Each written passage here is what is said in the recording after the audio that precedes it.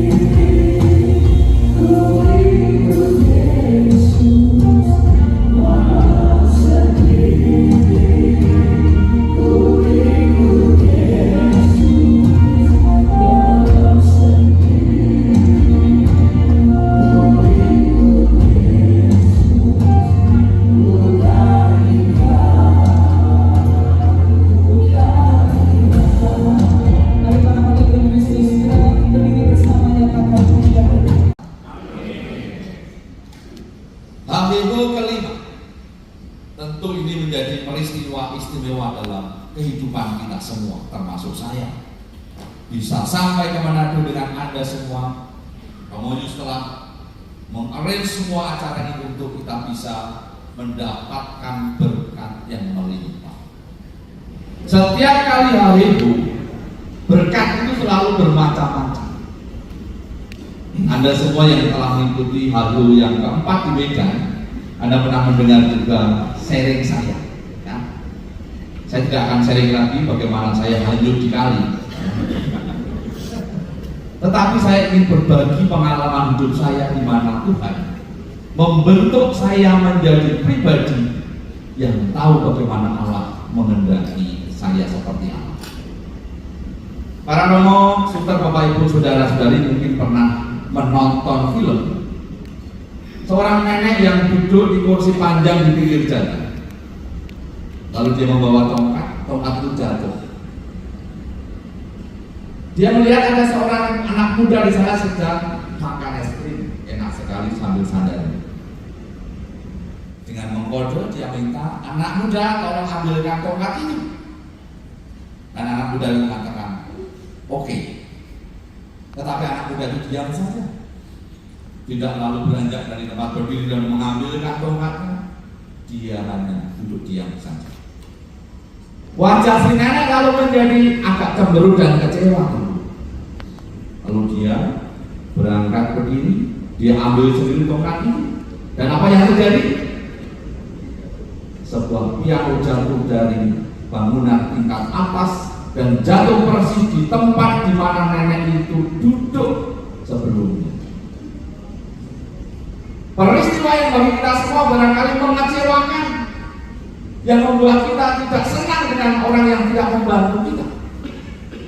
Tetapi ternyata para romo, saudara ibu bapak, peristiwa yang mengecewakan saya itu, mengecewakan nenek ini, justru menyelamatkan dia.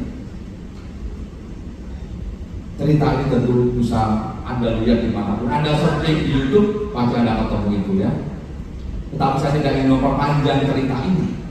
Cerita ini hanya ingin menjadi ilustrasi bagaimana saya pun mengalami hal yang sama. Saya lahir dari keluarga yang sederhana. Bapak saya seorang tukang kayu, seperti ibu saya kira. Tapi ibu saya bukan Arya.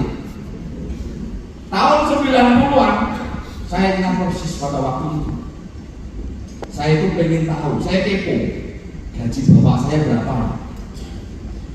Setiap kali pulang hari Sabtu, bapak saya itu bawa uang gajian.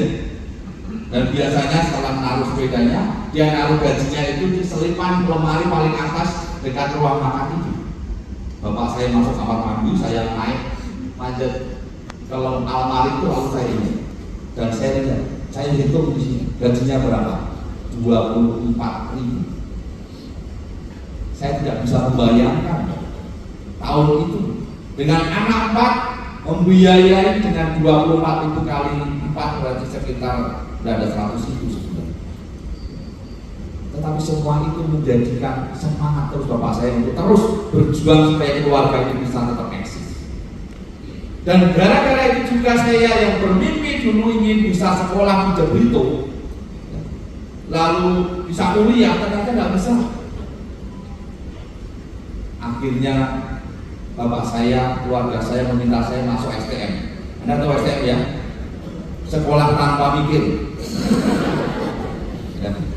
Kerjaannya berkelahi di mana-mana, tapi puji Tuhan lulus.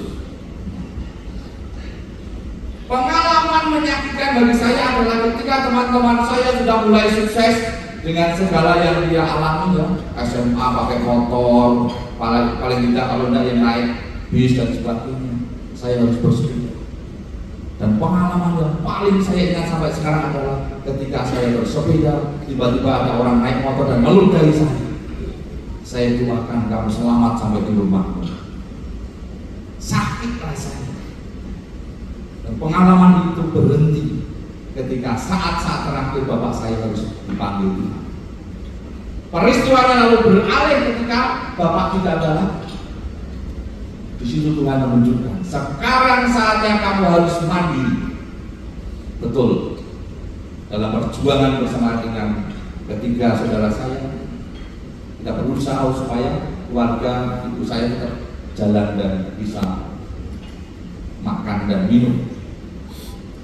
Pengalaman menyakitkan ketika saya harus bersepeda, STM, kecewa dan seterusnya, diubah menjadi pengalaman yang menguatkan. Oh, dulu saya dididik seperti itu, saya harus menderita seperti itu. Sekarang saatnya saya harus survive. Pada akhirnya Tuhan menunjukkan jalan. Kerja keras itu pasti akan ada hasil. Dan kerja keras dari keluarga saya sendiri, akhirnya adik saya, kakak saya bisa bekerja dan merasa cukup. Apakah berhenti di situ merasa bahagia dan seterusnya? Ternyata tidak. Ada hal yang kurang ketika Tuhan sudah mencukupkan segalanya. Kendaraan ada, makan minum cukup. Rasa-rasanya masih ada yang kurang. Apa itu?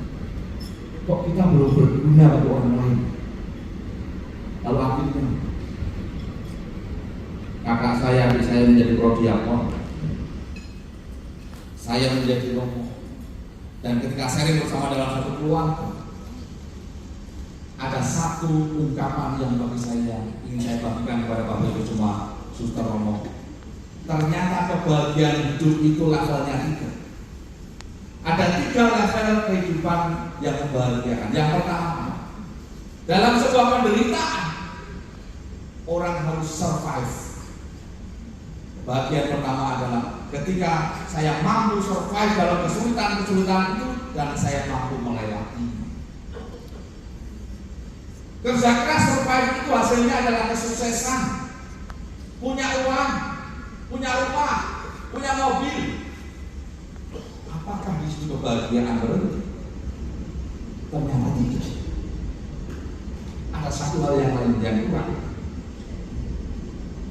Survive, sukses, dan yang terakhir adalah signifikan. Apakah hidupku sudah signifikan bagi orang lain? Apakah hidupku sudah berguna bagi orang lain?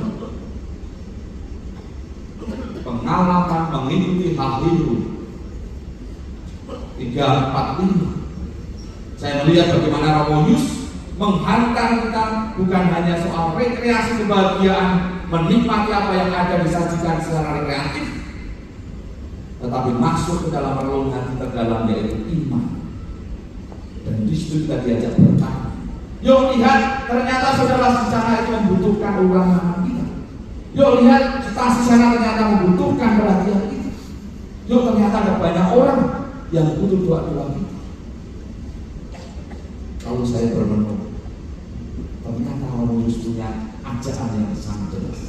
Kalau Allah saja peduli pada kita, kalau Allah saja menjamin keselamatan kita, kalau Allah saja mencukupkan apa yang kita butuhkan dalam hidup, maka mestinya terakhir dalam kebahagiaan seorang Katolik adalah ketika hidup kita menjadi berguna, hidup kita signifikan bagi orang